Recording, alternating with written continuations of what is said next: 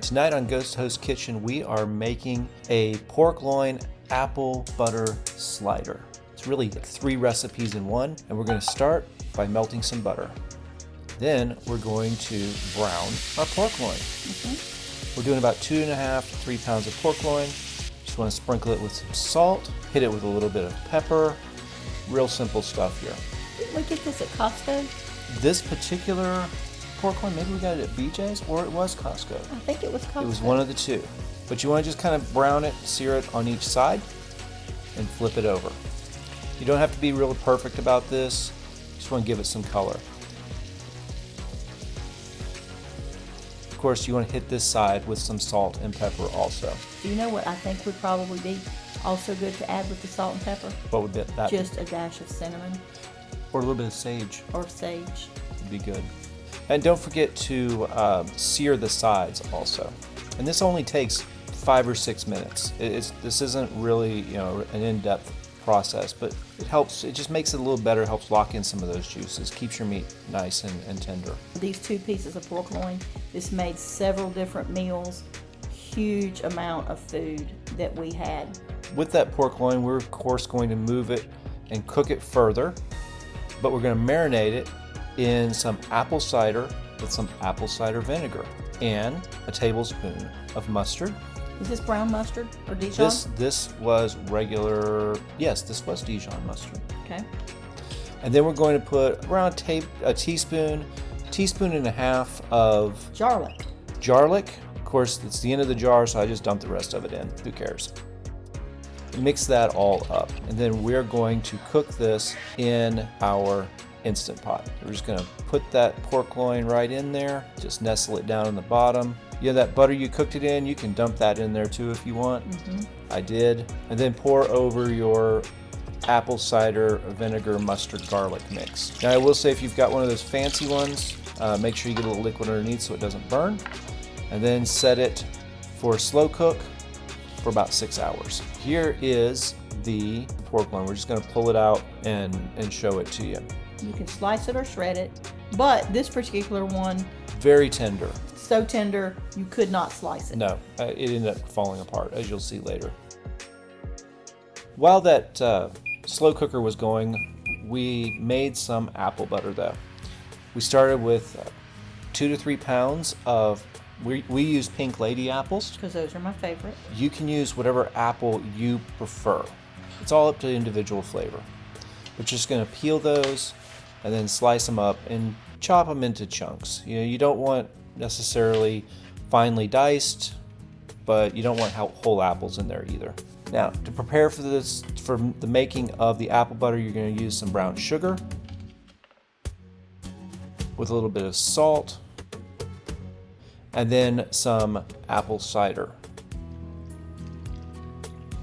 And you're just going to mix that all up. And if you're a big fan of the fall flavors like I am, this is perfect for a potluck, perfect for a dinner, you name it. It was really a good dinner.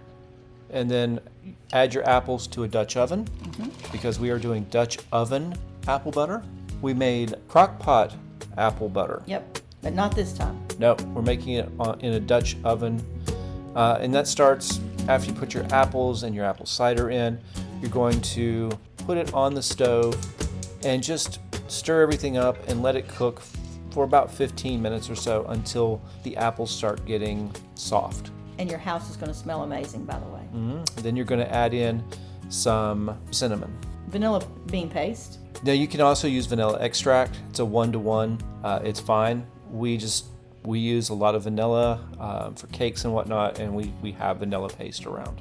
After everything's good and mixed, apples are soft, you can hit it with your immersion blender. And it should be the consistency of applesauce. Yep. And then into the oven it's going to go. And you're going to cook it here till it's the color that you desire, stirring it every 30 minutes or so. If you don't want a really dark apple butter, then don't leave it in there as long. If you want a lighter one, shorter time. If you want a darker one, longer time. We let ours go for about 3 hours or so. And then after that, we're going to bring it all together. And these are our pork loin apple butter sandwiches. Now, because the flavors of fall, we're doing these on King's Hawaiian pretzel slider buns. And if you've watched any of our other videos, you know that we love to use King's Hawaiians because it's just the two of us, and it's often just makes more sense to buy a small pack of those like at the Publix deli. We can make several different meals off of those, so it's easier for us. But we love a good King's Hawaiian recipe, and this is a good one. This is one of the best ones we've done. So all we're doing is taking some of that shredded pork, putting it down as the base. You be as generous as you like here. You can make these pretty thick if you want. And then after you have put down your shredded pork loin, make sure you get it all on there, you're going to top it with your apple butter.